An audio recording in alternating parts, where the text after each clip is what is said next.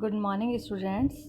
In last video, we understand that sound is produced by vibration and understand about different instruments which produces sound due to vibration.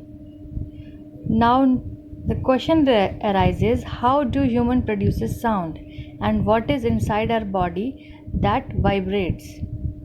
Yes, the sound producing organ of our body is called larynx or voice box.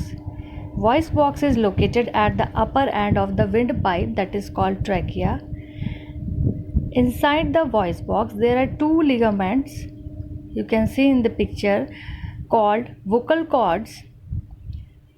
When lungs force out air through the larynx, the vocal cords vibrates to produces sound. Now the sound or the volume of the sound produced by human is controlled by increasing or decreasing the amount of air passing through the vocal system, and the air is passed that comes from the lungs. So now when we understand that human produces sound because of the vibration in vocal cords, and the vibration is caused by the force of air which come through the lungs. Here by an activity we can understand that how vocal cords work. In this activity we are taking two strips of paper of same size one over another and blow air through our mouth. We find that the strips start vibrating and produces sound. So in the same manner the vocal cord inside our voice box vibrates and produces sound. Now next is propagation of sound, means how sound reaches from one place to another. So sound needs a material medium to propagate. Without material medium, sound do not propagate, as we can imagine in moon. As on the surface of moon there is no atmosphere, so we are not able to produce any type of sound, or we are not able to hear. And it can be understood by an activity. Here in this activity we take a plastic jar or a box with airtight lid. First we remove the lid and make a small hole at the center of the lid to just fit the piston. And after that we put a iPod or a small radio inside the jar with turning on and close the lid carefully. After that we observe that we are able to listen the sound produced by the iPod very clearly. Now next we remove all the air with the help of piston from the jar. As we push the piston outward,